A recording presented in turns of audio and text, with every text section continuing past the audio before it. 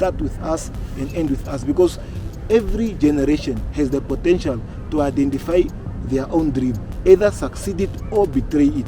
We believe that we are a generation that is blessed with so much resources in so much beautiful country, that we have identified our dream, and we are just encouraging every youth not to betray our dream, for us to work together to ensure that the next generation will not have to be angry to us because we left no legacy for them, we left nothing for them.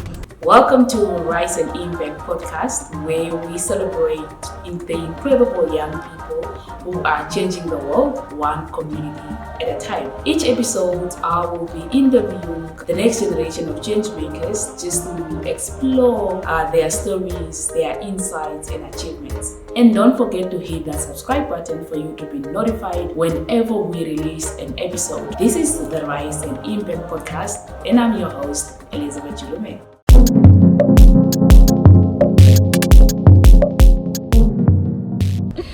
Okay, Simon, thank you so much for joining. I have known you for a few years now, but I have not really gotten the chance to know you like personally, like to know the person that you are, or the person that drove you, the person that drove the person that you are today. I've only came like to know you like when it comes to your work and all that. So like I would love to understand who you are, and like so can you just tell us a little bit about, not a little bit, but can you just tell us about your background or in maybe specific events that molded the person that you are today, the great person that you are today? Thanks for the question, Elizabeth. Yeah, so actually, I grew up in Kavango East, so in Sauyemwa. So I was raised by my mom, Teresia Sinjungu, and my father, Franz Nambala. So my father is a Shivambu speaking in Baja, and my mom is a Kavango. So I'm kind of like having all the mixed up tribes and all that. So my mom was a street vendor, and she also used to sell like sometimes meat, and my father was a construction worker by that time, really earning as little as $2,000. I think their struggles and really looking to how much they shaped me to be the person I am in terms of providing for me the time. And I also grew up in an extended family where everybody was. I think that also gave me a bit of time to interact with the family at a broader aspect, and to also really see what sharing means, because in nowadays where you find out like there's not enough food, but it taught us that it's not about the quantity of the food, it's about sharing the little we have. So, and then that's when I also started school there at Sauyemwa Primary School, where I attended my primary school and all that. So it's really like a life that has been shaped by families, and also by the life struggles of having to share and with everybody. So I think the most of the things that made me what I am right now, I think is when I lost like all my parents in a course of 1 year in 2003. So 23 December, that's when I lost my mom, and like life really became so challenging. And then I'll be like, is there hope for me here? What am I gonna do? Hearing how other people are like, oh, I'm in orphan, I'm struggling, I cannot do that. So that's when I came now in Windhoek, and I came in Windhoek like to come in repeat grade 3, which I have to drop out of school because of the pressure of losing my mom and everything and all that. So I have to also come start in Commerce Region School at Moses van der Bijl. So also learning Afrikaans and adapting to the new way of living in the city. So, and also looking at all the challenges in life. I think it's really a life that has been shaped by struggles, and also really living with my granddad who was a taxi driver at that time, and also I think really looking up to that, I think it really made me to be a disciplined person, because I'm like, I lost everything in life. The only thing I had was my attitude, so I have to be on my best behavior to really ensure that wherever I go, I have to be accommodative. I used to look at everybody as a parent, and everybody as a parent, and everybody as my mom or my dad. So I want to find them in everybody that was taking care of me at that time. Yeah. Okay, that's very interesting. I didn't know that you lost your parents. Like the whole time I thought you had like your parents. It's all about just you finding comfort, because it's like I don't owe I don't owe, the world doesn't need to sympathize with me. Yeah.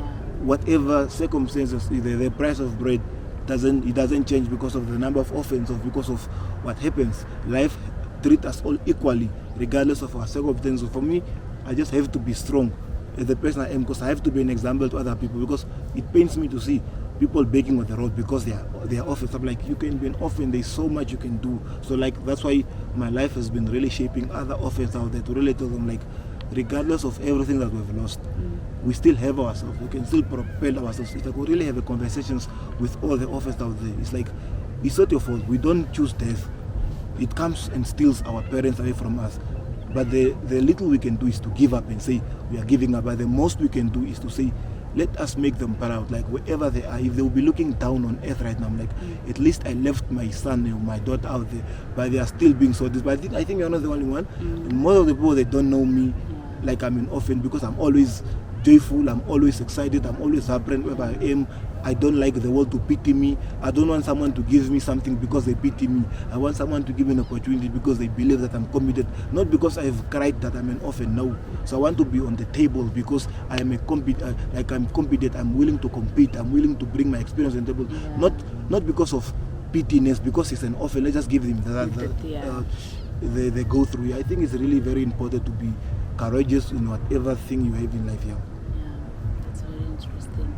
And yeah, it's really good to hear that, to know that side of you and to just understand. So I think now I have an idea of why you do some of the things that you do. Yes. So now, like, one thing that, like, I think everybody that knows you, they know that you are very much passionate when it comes to community development, youth empowerment, because you are so much involved, and that's, I think, and you started an organization, Hadula Charity Foundation, an organization that is like making waves now, like very much making a great impact, like in rural communities and for the old and for. So can you just tell us more about it? What really drove you to start a charity organization? Like, Elizabeth, thank you for the question. You have to understand that most of this charity organization has been founded by people that has been living a life that they did not experience that much love, that were a life full of negligence, a life full of not having so much to eat, a life full of negativity, a life full of so much worries and so much social problems that are surrounding our lives, trying to hold us hostage into our life. Like I told you, I lost my parents at a very young age, and I also grew up in a family that there was so much vacuum of love. I never felt that much loved. I always have to figure out what is best for me. I never had that mentor, and I always felt like I'm the final person of myself. I had angles, but it's so really coming up with an organization. I also have to feel like, yes, it also have to derive from my experience to be like, the world needs people that really needs to change it, and we need to create a caring society. So if I have to make it so much throughout life, being an orphan and all that, so if I could come up with an organization, it will really be so much motivating. And then, when it comes to Hadula Charity Foundation, we care for the elderly and the persons with disability. So in 2019, I saw an elderly man walking in the street of Okuriangava. His clothes were really very dirty and he was very drunk, and everybody was laughing at him. They would call him names and label him so this all type of body shaming, which I also wanted to fall victim of, also doing this. But then I have to talk to myself. I'm like, no, what if it was my father? What if it was my grandfather? So I managed to hold this man halfway, to escort him to his house. I think it was also in the Namibian on the 28th of June, it was also published. So I escorted him to his home, and then when I reached here, he served me on a dirty plate. So his house, you could not even know which one is the kitchen, the bed where he's sleeping, these needles, these cups, food, rats running around, ants, everything, which I was like, no, this is really something that is bothering me. So I already managed to clean up, and I managed to clean up the house. I managed to also ask water from the neighbors and fetch for him water, and then I'll come time and again to watch for him. I was like, no, but no. If one elderly person can suffer like this could be a national crisis. This could be someone in Musati, in Oshana, Kavango West. We have so many elderly people. So I don't want to limit it to just assisting this one person. So then in October 2020, I came up with the Hadula Charity Foundation, with the hope of providing hygienic and free home cleaning services to the elderly, persons with disability. So I really thought, let me just have an organization that is going to assist the people. But a few years later, we find ourselves active in 9 regions, with 4 of them being one of the most active ones, and us also helping people on a broader basis. Because it was really, for me, imagine it just derived from me helping that elderly man. So he told me, like, we don't need to ignore each other.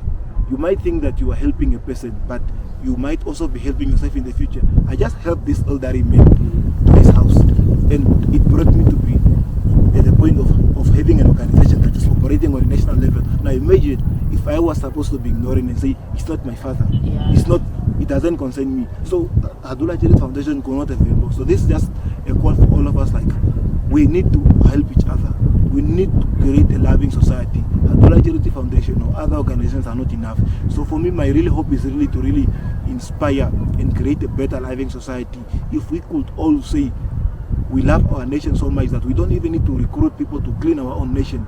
We have to have that love of voluntarism, of being in social, civil society organizations, of impacting change. Because if we could all stand up and say we love Okuriangava, and say, why do we need to have cleaners from the city of Windhoek coming to clean Okuriangava? If all the residents stand and say we want to clean our own location, and we can clean it. And then there's also one of the time when we were busy in our cleanup campaign, we told the people, development does not like dirty places.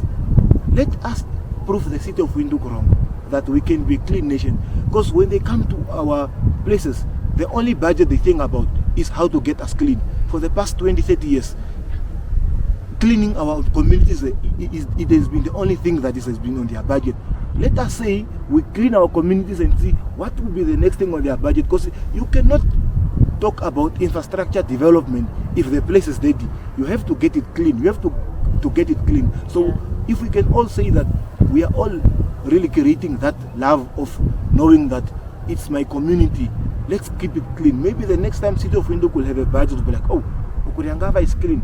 We don't need to spend another $1 million on cleaning projects. Let's think about taps. Let's think about libraries. Let's think about maybe building them a community development projects, or give them electricity, or survey the places. So I think that is just the measure that we've been encouraging the residents through the Hadula Charity Foundation Good Care project of cleaning the environment. That the reason why hopefully we have been ignored is because we do not love. How can we talk about development if we cannot even pick up papers and keep our community clean? So I think that's my drive of really being in community development, is really for me to really see a society where we can all come together and say, this is our Namibia. Let us all work together. Let us all change it. Because through volunteerism and civil society work, we can achieve so much in our country.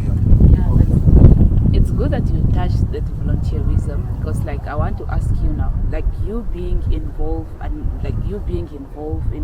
you coming up with the Hadula Charity Foundation and being so much involved in community and what it did for you as an individual and all that. So why do you think it's important, like it's for us young people or the youth, for us to be involved in community development programs or in volunteerism and volunteering and all that? What do we benefit in that, or how do we, why should we be involved in such programs? Okay, thanks for the question. I think that's a very important question. I think I just need to make the record straight on this one, because you find so many youth there, like youth unemployment, and the youth, they just want paying jobs. But when you volunteer yourselves, it shows how much love we have in the society. So we are all from different houses. Imagine we can hardly bring people from different houses to come and talk outside. But if we can say we are having a cleaning project to clean our community, which is Okuriangava, so the interactions among the neighbors and among the residents, it will be there. So once there is that interaction among the people, I think that's where we can reduce things like gender-based violence, domestic violence, because we'll have that neighborhood watch of sharing information. Oh, are you doing this? So we can know each other and all that. So I think that can also create a loving in a society and all that, and also to keep our environment clean. Because if we can all just volunteer because it's our own environment, it's our own community. We do not need anybody to come and clean it for us and all that. And the other thing is also exposure. So through civil society organizations, you can get a lot of exposure. Maybe when you attend meetings, there can be some donors, or there can be some ambassadors that might find your studies, and you also being an advocate there, people might see you in the newspapers, people might also read about you. I think opportunities also come there. You might also be in workshops that might also enhance you. You find we talk about youth unemployment, but the youth, they don't want to volunteer themselves, because you might volunteer yourselves, but through voluntarism, maybe you're attending meetings, someone might come there, they introduce themselves, my name is who, I'm from where, I do this. So that networking, I think that networking, it also can reduce youth unemployment, because when you network, you get to know people, you also create a living society. And also when we talk about gender-based violence, when you talk about self-esteem, when you talk about youth waking up for themselves, when you talk about the constitutions, law and policies, you cannot learn these things at the comfort of your home, Elizabeth. You have to understand that at civil society organizations, we tell you what is gender-based violence. You find out, like even what is trending right now, you find out a kid is being raped by the father, at the extent that the child is pregnant. And you find out like what is trending right now in the news, like the child is a couple of months pregnant and the child was raped by the father. So such children are not people that are in civil society organizations, because once you are an active participant in these civil society organizations, you are someone that cannot be abused. You will know your rights, you will know what to do, you will know who to engage when you are being raped or when you are being doing like that. Because even children right now, they are made to believe that if a breadwinner come and sexual harass you, you don't need to report because it's a breadwinner. But through civil society organizations, we have to ask these people, what are you going through? We interact to them, because there's so many things happening in our homes that we cannot address. But if we can encourage ourselves to be part of these organizations, because then at least you can know that him being your father, there is no right to ask for sex, or him being your uncle because he's paying for your tuition fees. So I think through civil society organizations, there is so many things that we can solve. I believe I also attended a public hearing on the topics of abortion, where people were asked to raise hands in terms of voting for abortions. But in the context of Namibia, topics like that will always be defeated. But people will not afford the courtesy to be educated. What are the reasons, laws and policies? When does abortion becomes legalized? On what, when it's legally safe, or when someone does this? I think through civil society organizations, we can solve so many problems. We don't need to spend so much money on educating people on laws and policies, because people are going to know this. So to the youth out there that might be watching this, so if you are really complaining about youth unemployment and you are not taking voluntarism very serious of whether cleaning your community or helping the elderly or assisting the vulnerable people in whatever way you can be possible, I think we cannot really go anywhere as the youth. Once we stand up and say, we prove to the government wrong, that we can keep our community clean without being paid, we can fix our broken pipes without being paid, we can fix the gender-based violence in our communities, we can all come together in a living society. I believe through doing that, we're also going to create a better living society, because there is nothing wrong with voluntarism. It's something good that the exposure it has given me right now, the people I have met, I could not have met them at the comfort of my home. So I'm really encouraging everybody to really be hungry and desperate and ambitious to volunteer in whatever organization you find out there, because you might find yourself, you are in South Africa and UK through these youth programs. You see people through the Yali programs and a lot of programs that I had a friend, Jeremiah, who was coming from South Africa. He was like, I could have not been in South Africa if it was not through voluntarism. Some are in UK, in Canada. So there's so much exposure out there, and then from there the people are like, don't you want a job here? And then he got a studying opportunity there. He's studying there, but it's something he can do wherever he is. So youth unemployment is solved. So maybe let's try to see if, let's have 100% youth participation in civil society organizations. I'm telling you, we're gonna eliminate youth unemployment within the blink of an eye, because even our elders or our politicians or our ministers, they are really going to see that the youth are hungry. So they might even bring for us temporary programs, like maybe train people on how to elect, train people on how to have save relationships or train people on how to, on malaria or on opportunistic things. So I think it's also very important for us, the youth, to take voluntarism very serious, and we can be killing two birds with one stone, because you find people, no, I cannot volunteer this, you are not paying me that, you are not paying me that. Imagine if you cannot stand up to clean your community, now who's going to stand up and give you a job and all that? So it's really very stressful to really say that, but the motivation is just like, let us all be involved in solving all our problems by ourselves. That's very true, and I agree with you like 100%, because even me, the skills that I have today, the knowledge that I have today, it's through volunteerism. Like because I got so exposed, and I got like my network, it grew through volunteerism. I met people that I never thought I would be able to meet if I was at the comfort of my home, and I got skills like that I never thought I would be able to learn. And like where I am right now is through volunteerism. And I can agree with you that like, volunteerism opens doors for you so much.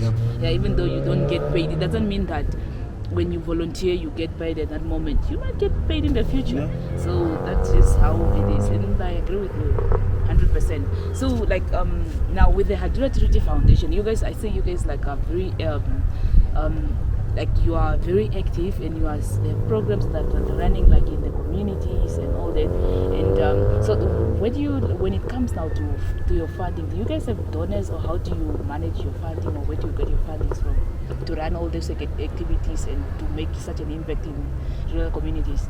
Okay, thank you for the question.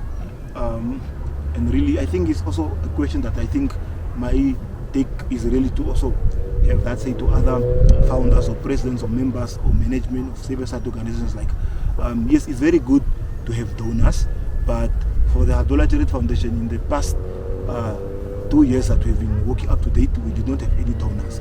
So because people like always are worried about donors, but I believe that is our long-term commitment to have donors. But whether or not we don't have donors, the social problems of Namibia, they are still there. The elderly need to be assisted, the community need to be cleaned, the people without winter blankets, they need to get those. So for me, I believe our greatest donors are our members. So we just have fundraising initiatives in our branches, where we have fundraising initiatives, where we have fundraising forms, where we have membership contributions, because it's also very important that you don't have to convince the people as to why they are bringing that money.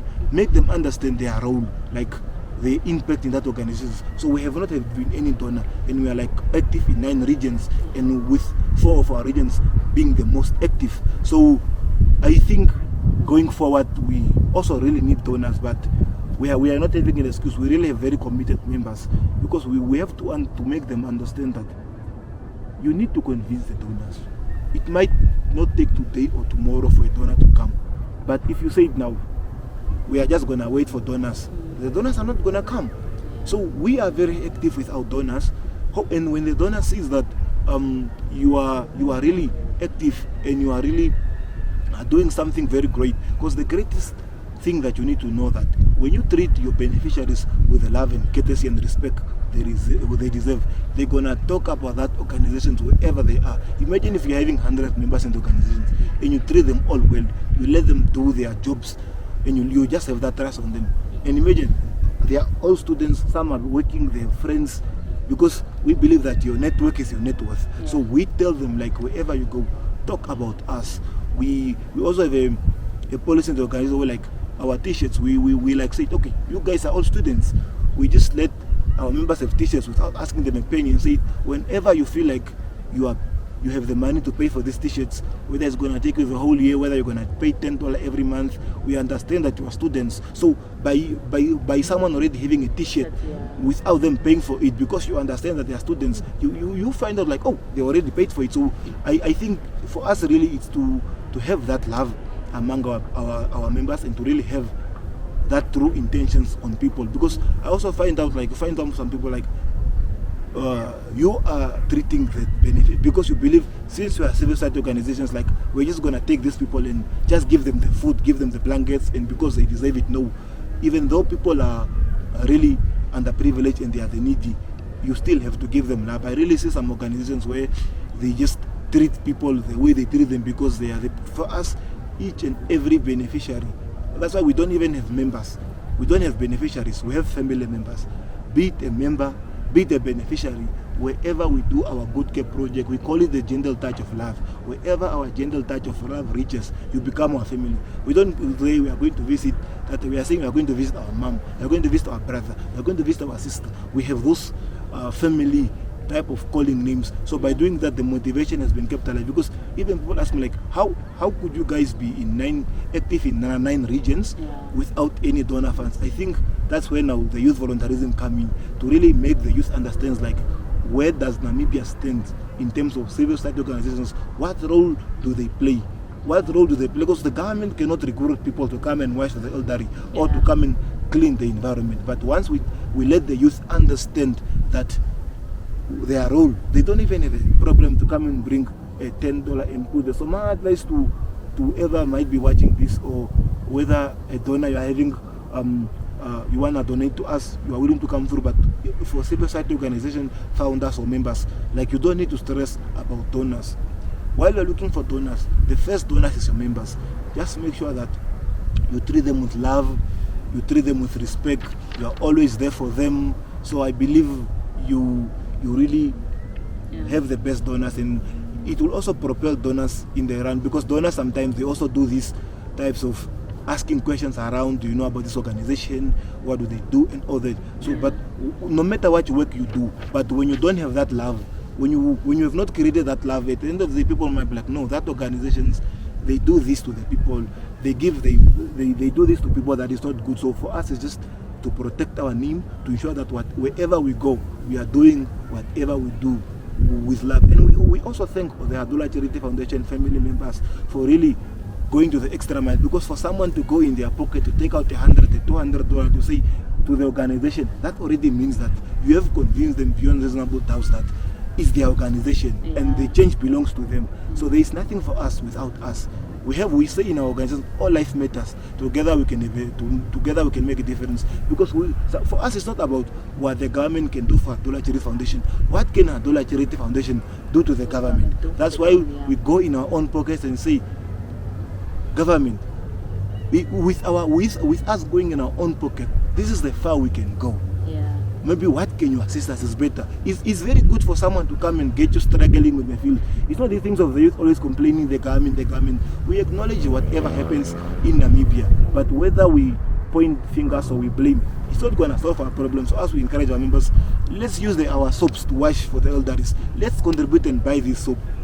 And tomorrow, you're going to be out there, and then the donors are going to come and all that. That's why we, on the 6th of September, we managed to get some donations from Charity, Voto Trading, Plastalon, where they collaborated and donated to us, because now they have noticed our work that we're doing. But we started first washing, but by contributing ourselves. We did not wait for a donor. We took our own soaps to wash the elderly. Sometimes we buy plastic bags, we do cleanup campaigns and all that. Then later they were like, no, Hadula Charity Foundation, we want to donate to you this.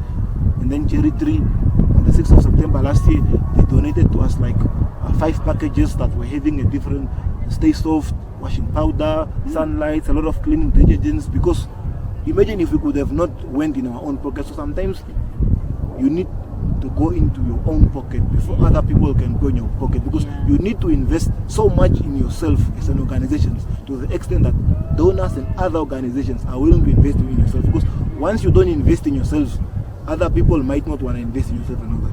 That's very true. And like you guys, and I think that like you guys, I've been part of one of your activity, and I realized like one of your good care project, and I realized that you guys came like with your own soaps, your own washing powders, your own basins, and you were fetching like water yourself, like the members, and like being and washing these elderly's clothes and cleaning and doing it with so much love, and there's not like any, there's no any problems and all that, and you guys like do it like, and I believe that like people have to see you first like doing something so that they can support you, because you cannot just go to the like government, no, I'm having this idea, I want to do this project, I want to go and wash older people's clothes, and people must see you doing it, so that they can people, see you. Like just like we are saying, people must see you doing something. You must understand that to work with people, you have to take whatever the ups and downs that comes with it. So once you say you are working with the elderly, persons with disabilities,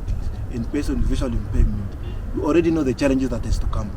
You have to be very passionate.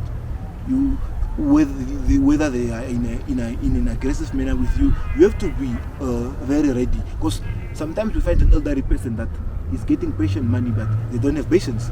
So we have to carry the patience. Sometimes we don't have taxi money because we are maybe from all the way from Operangava to Havana.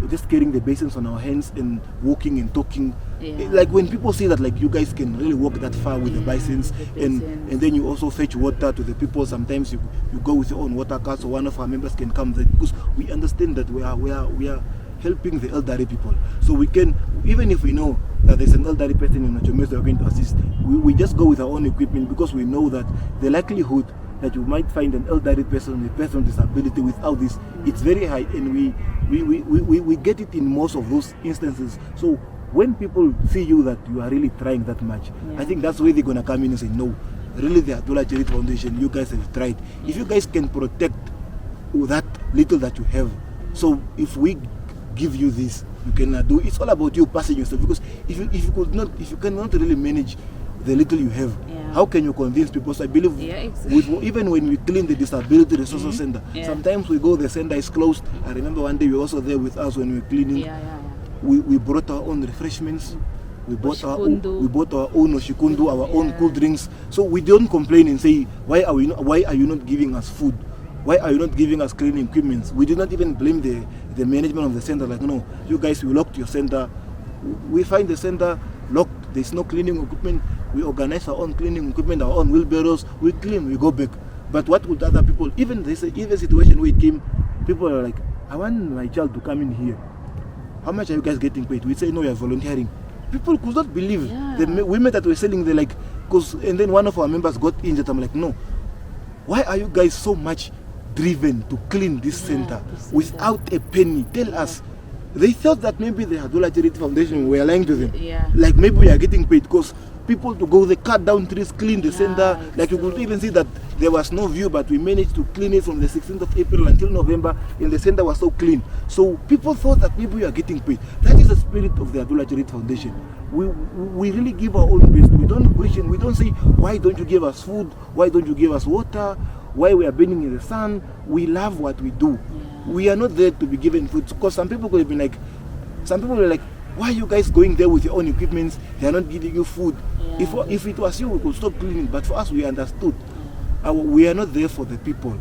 We are there for what we are doing as an organization. So I believe that's when now it comes in, that when you're willing to do that as an organization, people will come in and say, no, you guys, you are really representing the best in the rest of the people. I think our only problem is not having that much support from the government and resources. So imagine if we could do so much with nothing. I believe one of the members commenting on our social media platforms, like, if the Hadula Charity Foundation can give everything with nothing to the nation, what if the nation gives them everything? I believe they are willing to deliver the impossible. I believe we are looking at that reality of hopefully in the future having a well-structured office in one of our branches, and really having a place that we can call our own, like having a plot that this is for the Hadula Charity Foundation, where we can have meetings, and in the long run, because even when our article came out, people were like, give them a plot, give them what, but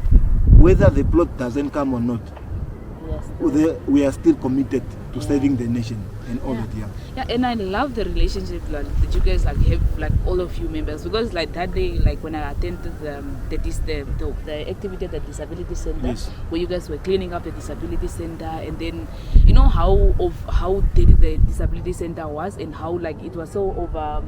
How do you say it now? It was full of grass, trees grew in there and all that. But it's a disability center apparently. But it's so dirty, and it's so and you guys now brought a whole bucket of ashikundu, and some brought sugar, some brought oros.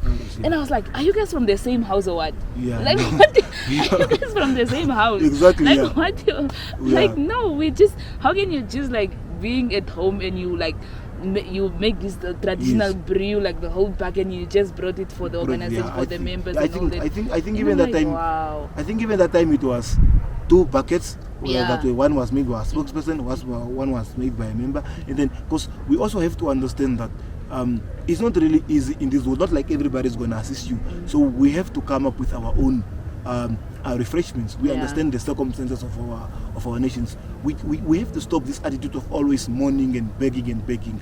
We have to really try. With the little that we have to use what we have. Stay where we are. Do the best that we can do. Let's first exhaust our own energy and our own resources. Then we can see how can we approach other helps. Because for us, we like to try and exhaust ourselves before we can start knocking on doors. Because you cannot just say, I want this, I want this, I want this, I want this. Because if you are committed in something, like we are committed in cleaning the disability center and providing for the vulnerable people, we do it with the love that we do it. Because if it was for other people, imagine where you are coming to a center where you have to use your own equipment, your own refreshments. So someone could have stopped, but for us, we are committed to cleaning the center. That's why you said, like our members, this one will say, I'm gonna make a shukundu, this one will say, I'm gonna make a shukundu. Even it ended up, even everybody wanted to make, like, no, guys, we only need 2 buckets. So because and the people, and then you even know how we interact. People will be like, are you guys from one house? Are you guys a family? Because we are all just cleaning, everybody's loved. You might think that maybe the Minister of Gender has given us a tender where we are getting paid, but no, for us, we really want to give our best because we believe there's so much we can achieve if each and every one of us can just use the little bit the energy or resources they have to either donate it to someone else or to make Namibia a better place. Because imagine, there's so much we can achieve in Namibia, but the problem is everybody is just thinking that if I'm not related, why must I assist them? It's not my family, it's not my what. So we want to change that culture of saying, regardless of our differences in Namibia, we are all affected by the same economy. We are all in the same country. So if we can do a little bit through youth volunteerism, like cleaning our community, helping the elderly, assisting you have a trouser that you are not fitting in, you give it to the neighbor, or you just give it to someone out there. You walk in town, you are seeing maybe someone on the street begging, you take their information, or maybe where you can meet them, and maybe you have clothes that you are not fitting in, you can maybe give them. You are making a difference. Because some people think that a difference, you need to be a president, you need to be a leader. No, you can do a difference behind closed doors. It's not about being seen in the camera. Like if you have clothes at home that you are not wearing and you give it to someone, that is the difference that you have made.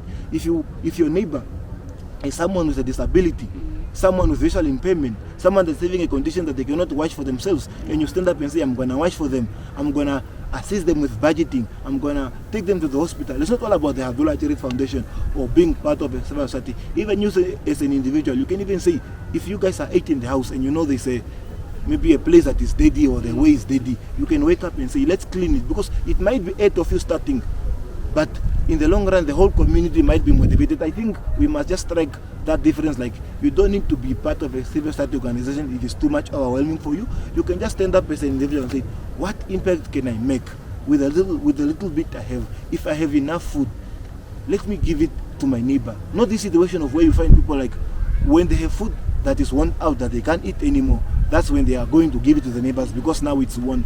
Make sure that when you are giving something to someone, it's something you can eat yourself, it's something that you can wear.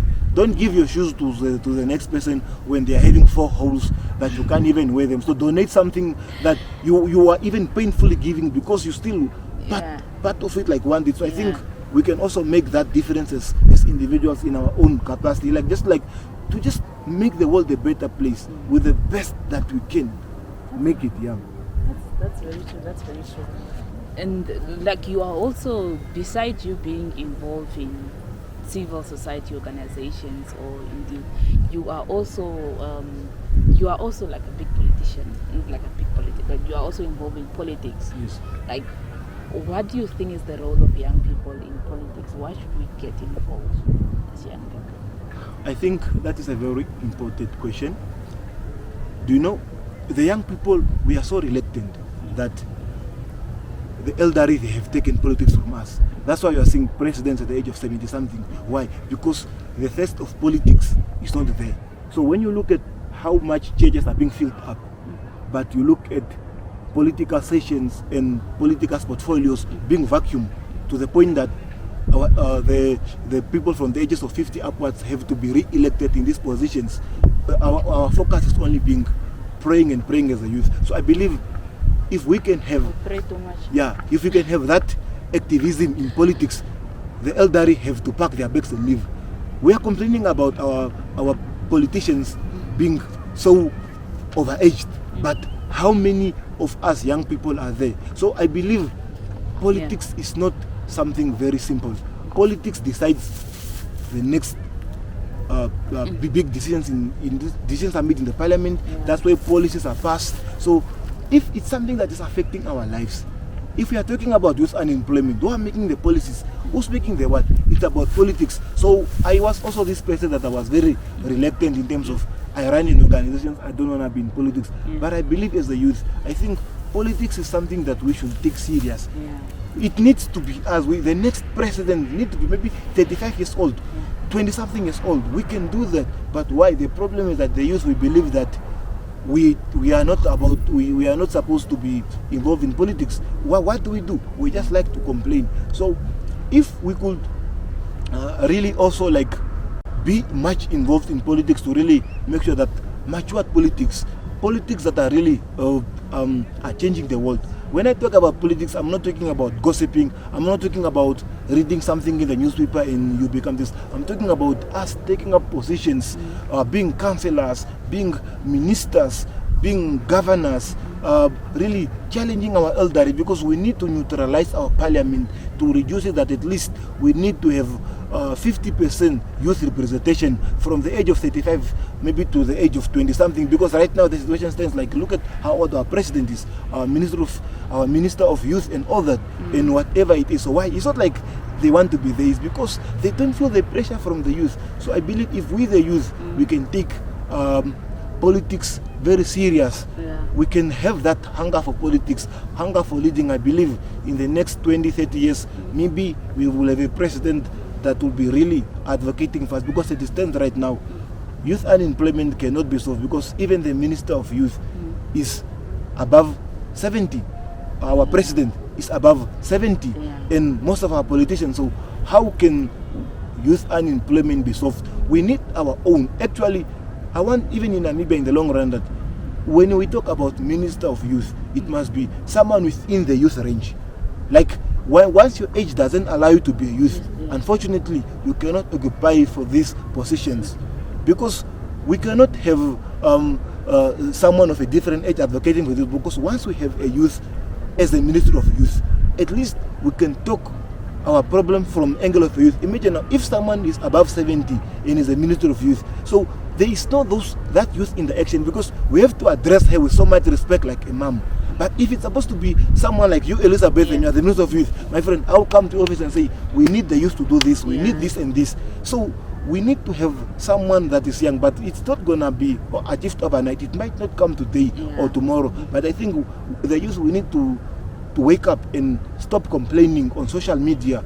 Social media complaints and having a lot of followers on Instagram and just putting all these comments. Those comments, they don't matter. We need to stand up and say, we need to show the people that you are hungry to be presidents, we are hungry to be prime ministers, we are hungry to be what? Because I want in 2050, at least by that time, we should at least record the youngest president in Africa, if not in the world. I believe we can do that here. It's just that the youth, we are too reluctant. We just want to complain on social media and also complain about youth unemployment. But what are we doing about youth unemployment? Let's maybe take a different approach of being active in politics. Like, also I've taken it very seriously. Like I said, no, if it's something that is affecting my life, I don't need to be very reluctant. I need to be very active. We need to replace those elderly people. I believe it's time for them to pack and go home.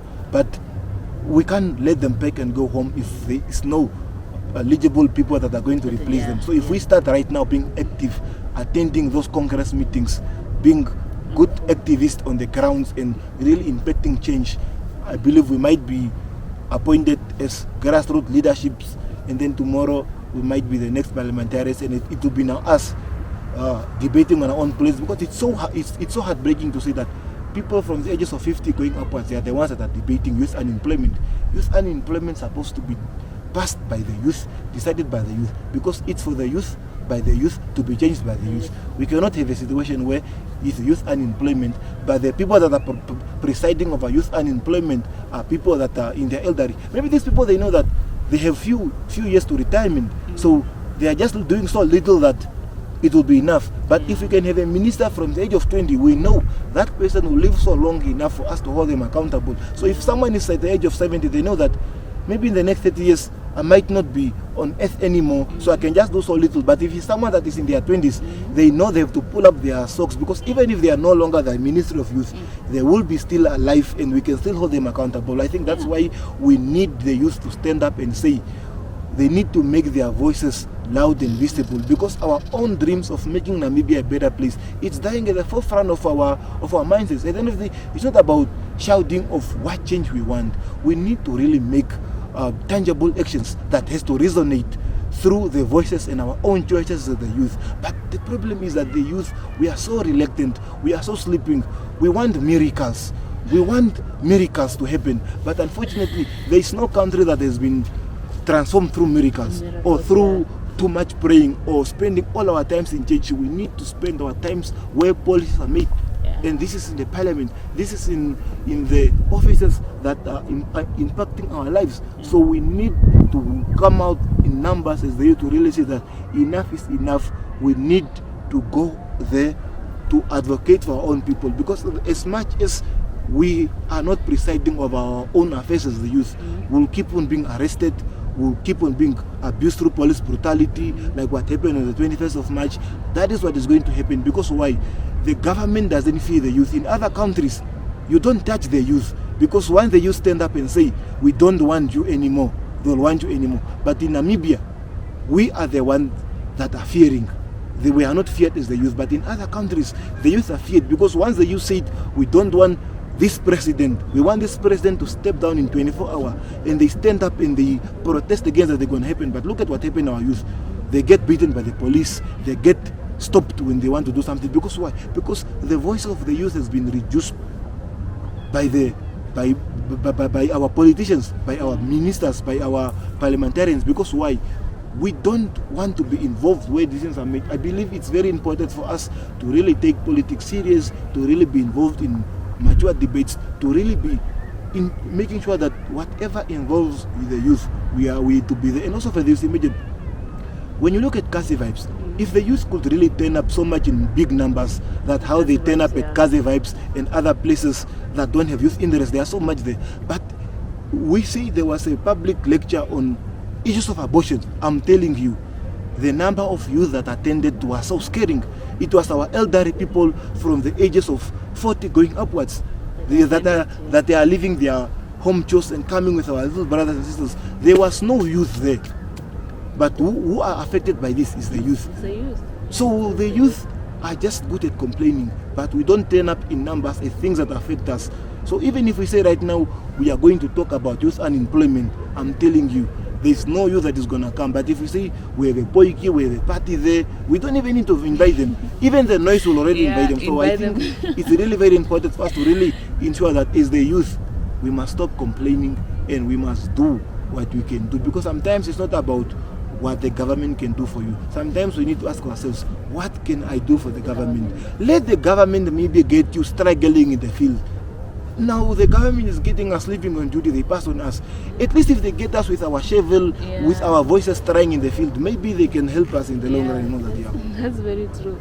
That's very true actually. Like one of the previous speakers I had, one of the previous guests I had on the podcast, he was actually Armando, he was actually like, young people, we tend to make noise, but we are making noise on social media, but we are not using the right channels. Yes, exactly. Because we want now, because we obviously want changes like within different offices. Yes. But we are making noise, but these politicians or the elders, they are not on social media. They're on social media. And we are making noise on social media. They don't even manage their own accounts, yes. They don't even have accounts on social media, on Instagram, yes. And that's where we are making noise and all that. So we have to check the channels that we go through if we want a change to be made somewhere and all that.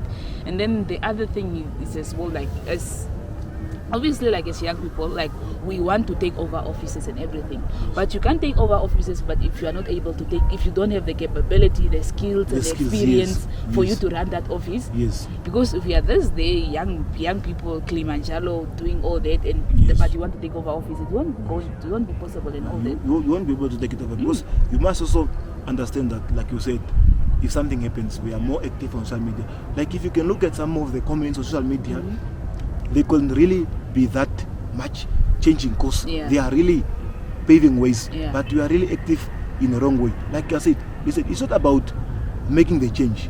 It's not about you being loud, or because being loud and disrespectful has nothing to do with being revolutionary. This was said by Fikile Mbalula, one of the active, the Secretary General of the ANC, when he was responding on the 2019 State of the Nation address. So it really says like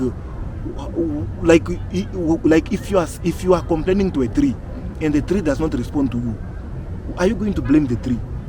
But this has nothing to do about the tree. So, and then when you look about how we address youth unemployment, we acknowledge youth unemployment, but we need to ask ourselves, what does it take for a country to have youth unemployment?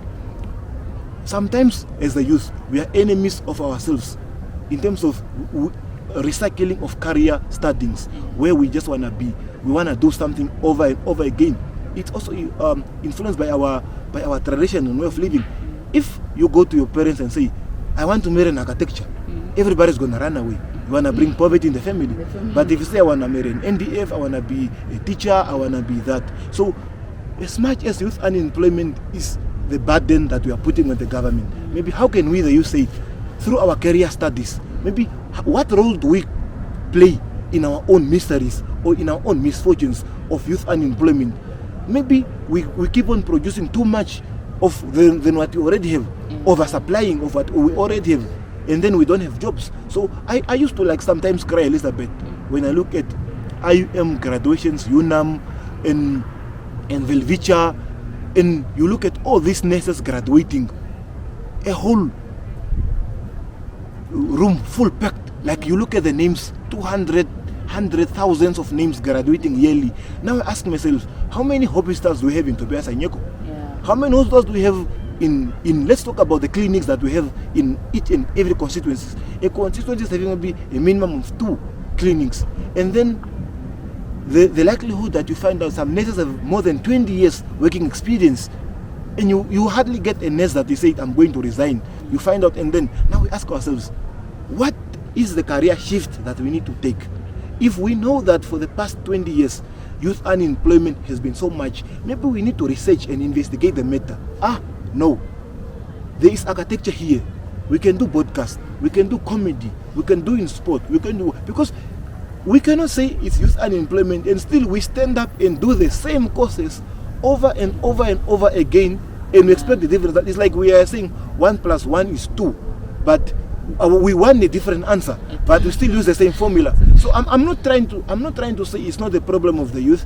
I'm trying to share the blame here, because once we share the blame and say the youth, we take 90% of that blame, because if it's youth unemployment, we have to make it our problem and say, maybe how can we encourage ourselves? If you are a YouTuber, if you have editing skills, if you're a graphic designer, how many people have you equipped in your community?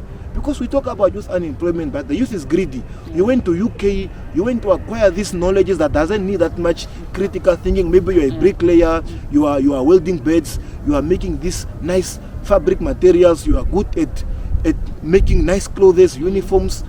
Why don't you say, I'm just gonna talk to the councillor, to the governor, like I want to train 10 youth each and every month, and then these youth can maybe ask for donations to get sewing machines where they can sew their own products.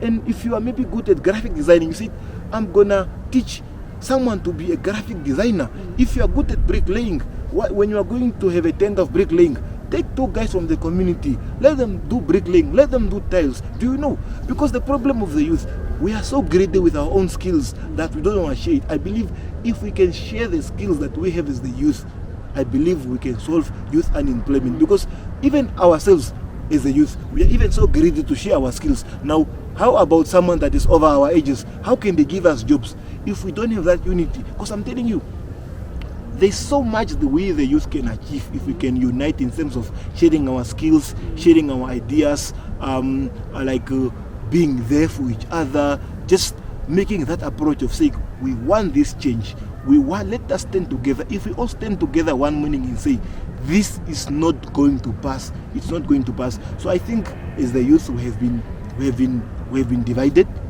and there is no much that unity. That's why the government cannot fear us. I think if we can have that approach, like the youth are saying, we don't want this minister, we don't want this, we don't want this, and when they hear that the voice, let the parliamentarians fear when they hear the voices singing, when they hear the youth singing outside, like they want to stop their programs, that they know that the owners of the countries are coming. They can overpower us, but they just look through their window, just close. It's just another day of making noise. They don't fear us. I want when people know that there's a youth protest, they are really going to leave their offices and come where the youth are, not us going to hand petitions. They come to Okuriangava and take petitions. Now we are the ones that are going to look for them. We say we are going to hand our petition in Okuriangava, and we compel them to come there. The Minister of Education comes in Okuriangava. Then you really know that they fear the youth. Now we are the ones that even have to go look for a minister at the office and knock there and hand our petitions. What does that mean? That means that our voices are voiceless. We are not being heard. We are not being respected as the youth. So I think if we can just analyze our attitude as the youth, like what role do we play in our own unemployment? How can we change it? What do we need to do? Until we, the youth, recognize our own problems that we play, there is nowhere we can go, because the moment we keep blaming, politicians are going to be changed. Next year we are going to have a different president. The journey of blaming is going to start. We can't blame this president anymore.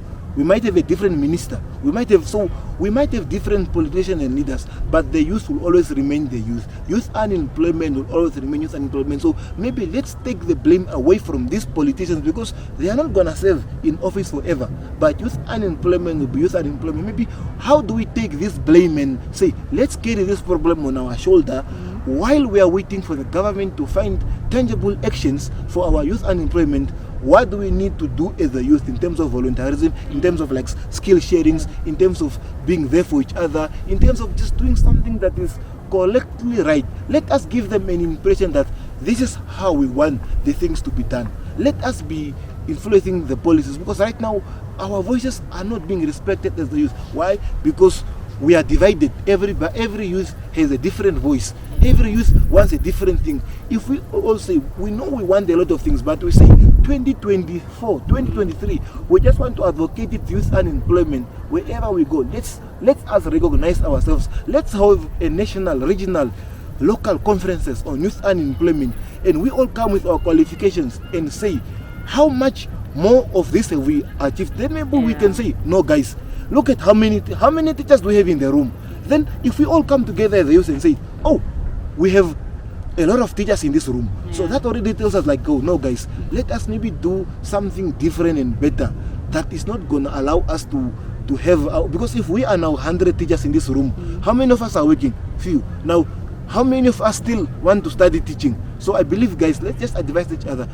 Can we not maybe take other career courses? Because look at how packed this room is. It's packed full of teachers and nurses. They don't have jobs. And now, do you also want to be unemployed by pursuing that journey? So I think if we can really access that reality of really studying other courses that will not be taking us to youth unemployment, I believe there's so much thing that we can, because youth unemployment actually, nothing needs to be done that much. We just need to have a career shift in maybe pursuing other career studies that are not that much exalted in the context of Namibia and all that. Yeah, that's very true. That's very true, and you said it correctly well.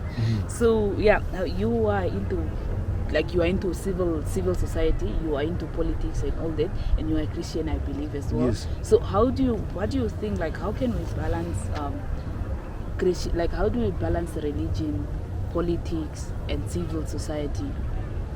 It's like how can we work together, or do we always have to work in isolation? Yeah, I think you thanks for the question. I think that is the misconception that has been happening. We've been working in isolation. I think these are all the brackets of humanity, the brackets of life that are all impacting our lives. So we need religion, we need politics, we need civil society. So I will even want to have a conference where churches will come, politicians and civil society, because what is a church is people. What drives civil society is people. What drives government is people. So if it's people, I think you can find a balance. Like, I am active in politics, I'm a Christian, I go to church and pray. There's nothing wrong with it. So people think maybe if you are a pastor, you don't need to be in politics.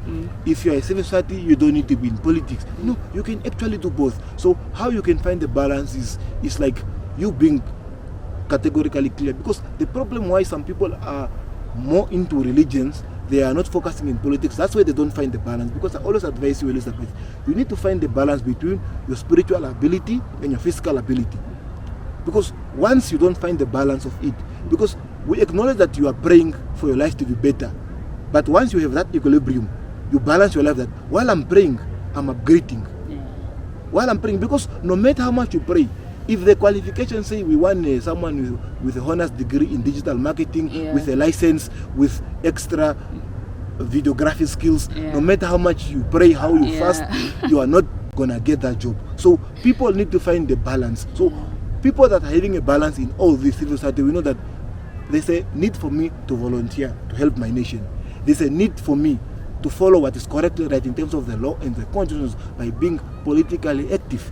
And there's also a need of me to pray, because you find some people who are spending too much time in politics, they don't go to church. Or so once you find that balance, you also really find out that yes, as much as I can pray, I can also do something that is collectively right. Because nowadays, while people, the isolation has affected our nation to believe that in Africa or Namibia at large, every problem is made to be spiritually connected. If your husband dumps you, it's spiritually connected. You don't get a job, it's spiritually connected. You are not lucky in everything, spiritually connected. You feel spiritually connected. Child applied to NASFAF is not accepted, everything is spiritually connected. I'm not saying it's not. So all our problems is witchcraft. Someone drinks and drives, gets an accident, it's witchcraft. So that's why I'm encouraging the people. Once you are politically active and you're active in church, you'll have that common sense of saying, no, I have been praying, let me walk. Let you walk and pray. Now you find a situation where some people are doing one or too much of each. So and there's also nothing wrong about pastors to also work with politicians, because everybody wants to work in isolation and everybody think that what I'm doing is right. Because if like now, like right now, you see, it has even come to this extent, like people are now, how many pastors has been found guilty of what? Why? Because they are just too much in praying, they have not been in civil society, they are not in politics. But if a pastor can be, if you add your 10 commandments together with the laws and policies of the country, I believe you are going to be a good citizen. That's very You are going to be a very good citizen. If you can follow the 10 commandments, the teaching of God, you put our laws, regulations, and our constitutions, as a pastor, you put them together like this, and you use the constitution, our laws and policies, and the 10 commandments as your preaching tool in the church. I believe where you say pray, you say walk. You are not just going to say pray, because it's very wrong for you to just say pray. You say pray, work hard. You have to encourage your church members and say, stand up of you. How many of you are having grade 12? Next year, I want you guys, it's either you have upgraded your symbol.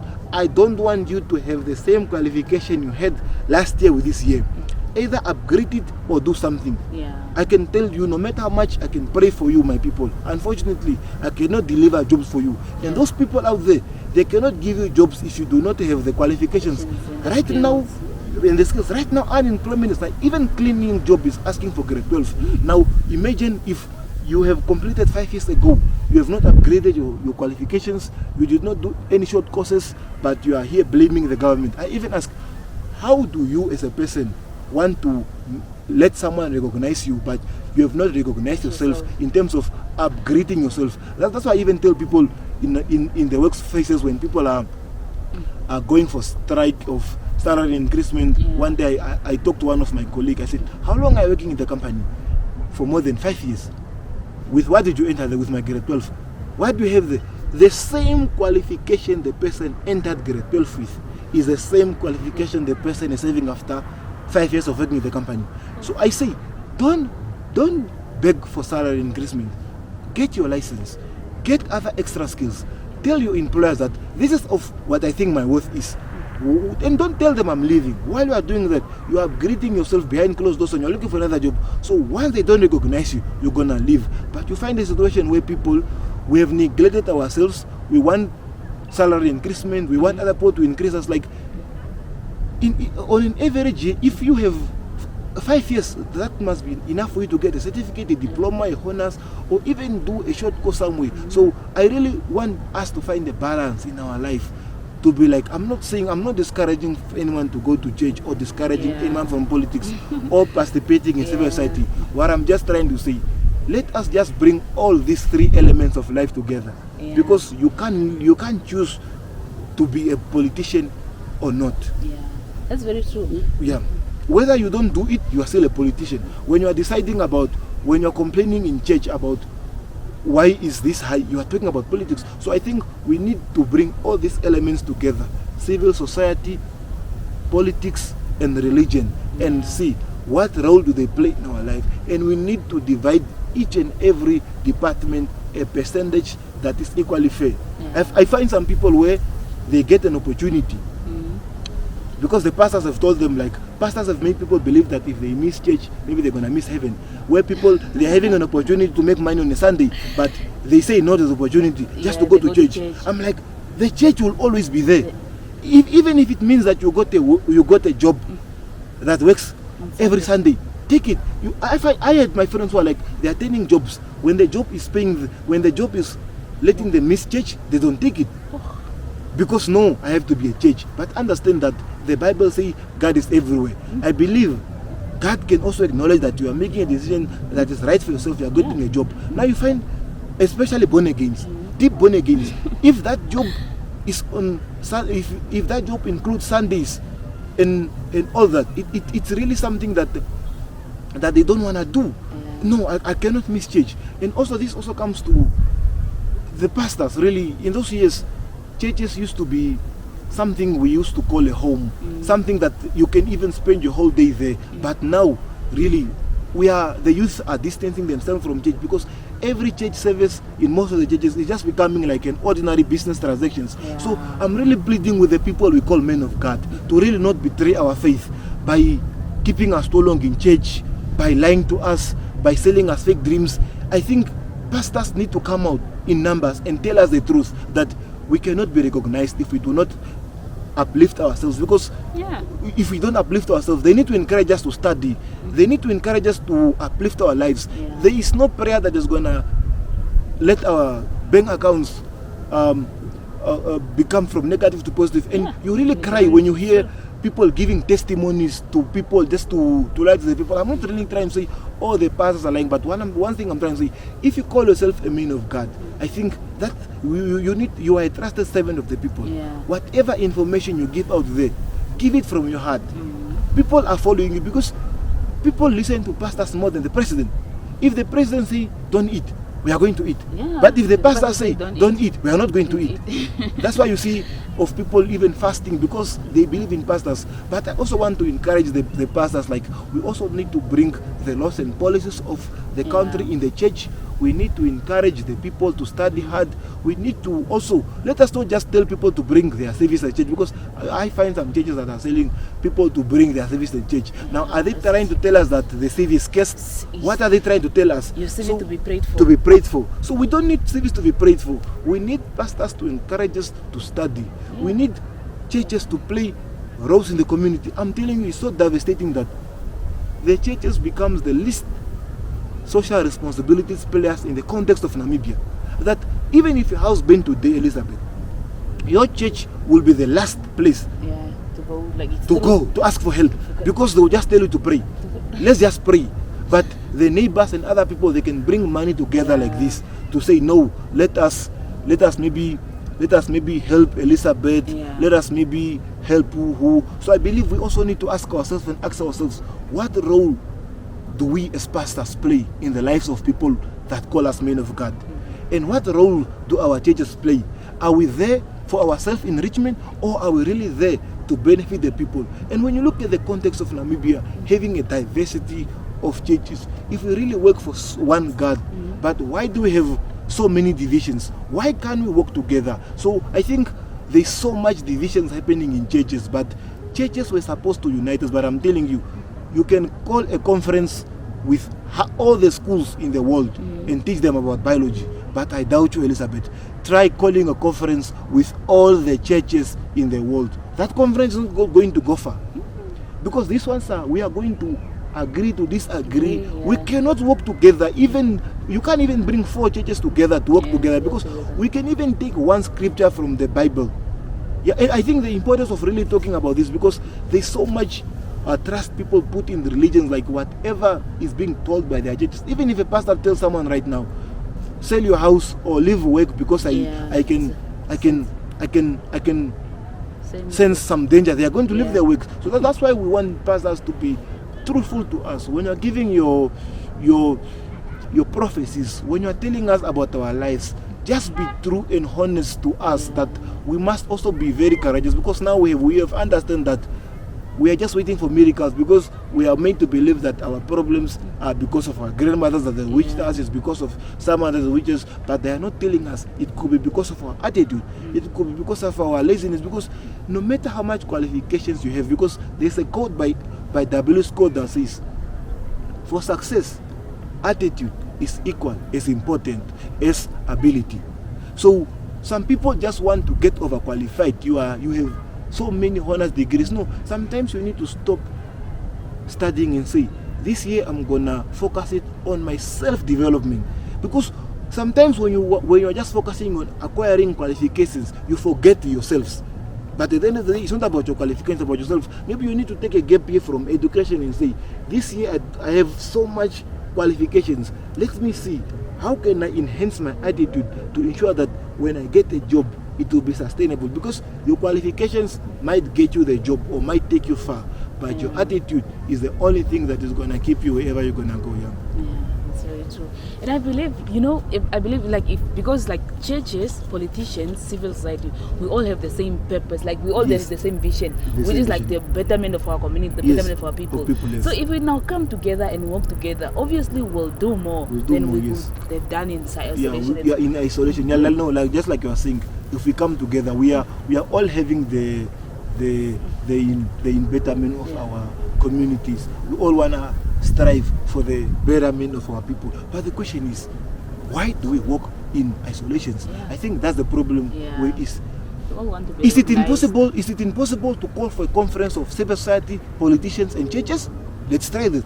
Will it go into what? Because even when we talked about legalizing abortion, some people came and used Bible scriptures, because we also need some religious components to come in there and say, according to Matthew chapter what and what, to support our debate on abortion and why, on a spiritual point of view, because we are a religious nation. But we cannot ignore that. We also need civil society to come in and say, but according to our people, this is what we believe.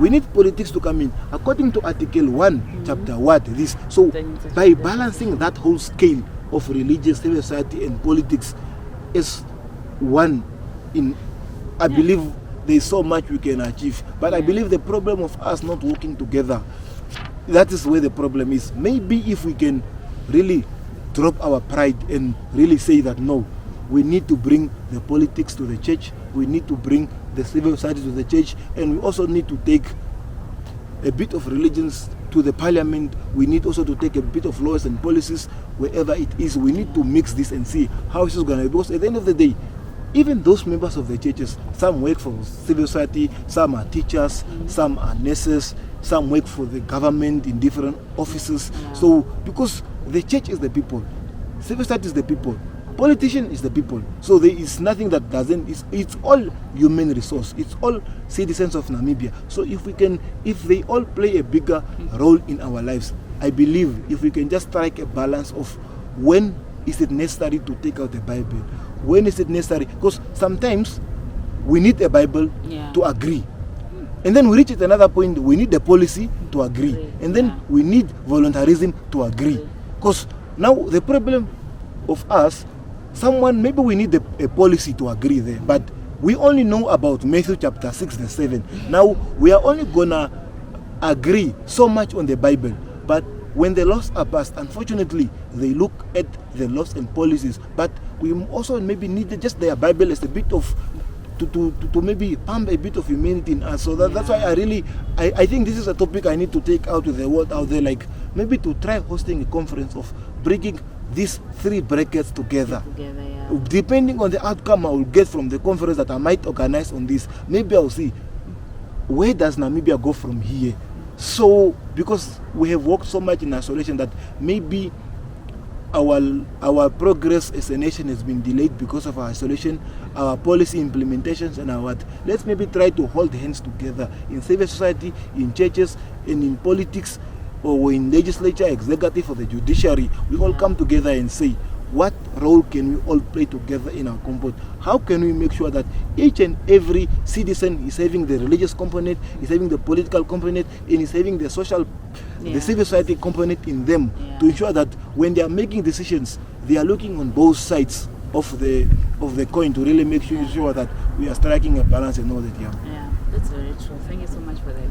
And okay, now let's come back to you again, Simon. So can you tell us, like, since you are so successful in so many, like in what you do, most of the things that you do, what do you think are some of the skills that you have that makes you successful at what you do?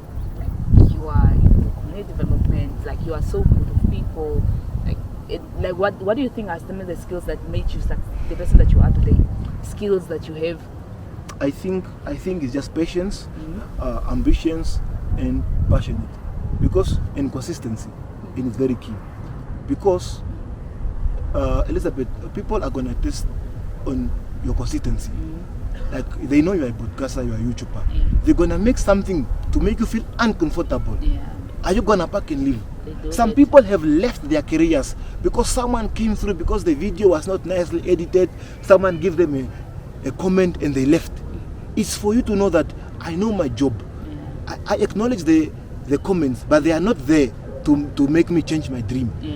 So it's just for you to have patience, because if today people chase you away, tomorrow you are there. People do this, tomorrow you are there. I think having the consistency is like, I know that it's not gonna go well for me, but I understand what I want to do. And the moment you prove people wrong, because the world is easy to criticize you.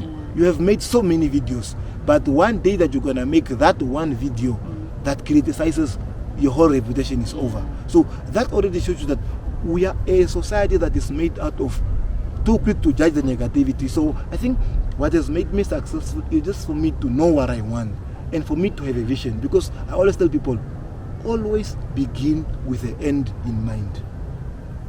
Always beginning with end in mind. Like, before you start your podcast, what is your end in mind?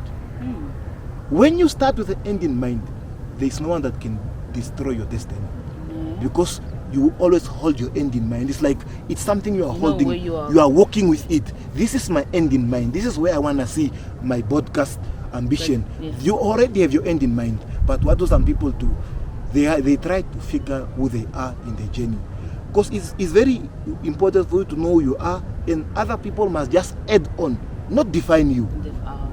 Do you see? Because it's very important, Elizabeth, when you allow people to define you. Like, you will have 90% or 99%. Other people must just contribute 0.1%. So when they apply so much negativity, the negative percent just wash it away.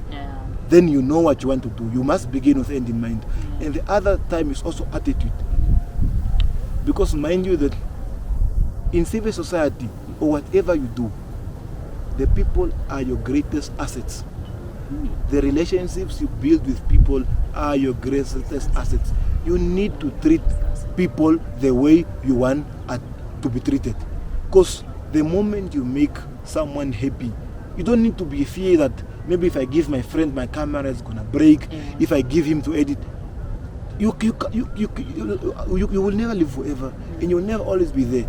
Trust people to do what they want to do, and trust and treat people with the love they deserve, because once you make people make decisions on your behalf, to make big decisions. That's why they're gonna leave. Because and also just be a loving person in society. Like I'll tell you, like throughout my working with people, I'm always that person. Like I'm always down to earth. I try to bring myself to the standard of that person. My standards can change depending who I'm dealing with. I don't use my organization, my credentials to make someone feel uncomfortable. So everybody is unique in their own way. So once you identify someone, first of all, make them feel proud of themselves. Make them identify themselves. Now the problem is we find some people who have studied so much or they know so much. They're running out of battery. And they use their skills to make someone feel less about themselves. So for me, I think what has made me successful is just my attitude and building long-lasting relationships with people, just making sure that whatever variety we have or diversity we have, everybody has the ability to contribute to the state of this nation if given the opportunity to exercise their conscious narrative, their ability, they're going to exercise it. So once you make people realize their potential, they're going to use their potential to grow whatever you are. So what, like even in the Hadula Charity Foundation, we don't have a qualification for members. Whatever person it is, whatever difficulties the person come with it, we deal with that. We make it something successful, because each and everybody in this country have a uniqueness. We don't need to isolate people because of their differences and all that. We believe that everybody has what it takes to make Namibia great if we just give them the information and enough resources to do what they do at their best interest. Before you go, we actually been running out of battery. So can people join the Hadula Charity Foundation, or how can they be part of your activities and all that? Okay, how they can be part of the activities? They can follow us on our social media platforms. We are open. We are in open organizations. They can just leave a comment or their contact details. Someone will get through to them. So like wherever they are, in whatever regions, we are active in most of the regions. Like in some regions we just have members, but they can just come through our social media platforms. We are open, and we are also encouraging people, like especially from Kunene, from Oshikoto or Maheke regions, in those regions where we are not that much active, that they can come through. Let's have branches all over. Let's help the people and all that. And also maybe you have something that you wanna donate to the organization, be it clothes, be it anything that you believe it can make a difference to someone that you believe that we have too much of. You can always reach out to us. We can be a medium that can carry the things until it reaches to the beneficiary. So whatever help you have, or be it a member or be whatever it is, I believe you can come through. We are open organizations. We don't have working hours when it comes to social media platforms, because we mostly access them through our cell phones. Like there will always someone to respond to you, either immediately or the next day. So we are really also encouraging the youth to be part of the Hadula Charity Foundation, because we believe in togetherness. We believe that the more we are, the better we are, and we are encouraging the youth to come out in numbers. Like, let us instill hope through helping the people. Let us show our elderly people that they brought us up when we were young. Let us just give them the love they deserve, because we cannot just talk about youth empowerment. Who is empowering our elderly, our persons with disabilities? Let us all come in numbers and join the Hadula Charity Foundation, because like we say, all our voices matter, all life matter. Together we can make Namibia a better place to call home. There is nothing for us without us. It starts with us and ends with us, because every generation has the potential to identify their own dream, either succeed it or betray it. We believe that we are a generation that is blessed with so much resources in so much beautiful country, that we have identified our dream, and we are just encouraging every youth not to betray our dream, for us to work together to ensure that the next generation will not have to be angry to us because we left no legacy for them, we left nothing for them. We have to ensure that whatever resources we have or whatever privileges we are enjoying, let the next generation also be proud of our generation, that they will not wish to burn us in our graves. They will really want to mention our names to say that there was who here, there was who here. We really think the people that lived from 1990 to 1950, they really made our lives better. Without their involvement in terms of civil society, in terms of politics, we could not have this better lives. I believe each and every Namibian has what it takes to make Namibia great. So we are the ones to drive our nation forward. Let us do what we need to do right. I believe by doing so, we are all gonna achieve what we gonna achieve as a nation here. So thank you so much, Simon, for coming through. It's always a pleasure talking to you, hearing your work, and also thank you so much, and keep doing what you are doing, and keep doing more, like creating more impact in the community and all that. And I wish you all the best with the Hadula Charity Foundation and with all the members. So thank you so much. Thank you. It's always a pleasure to be talking to you. I'm hoping to be having another session soon again. Yeah, sure. So thank you so much.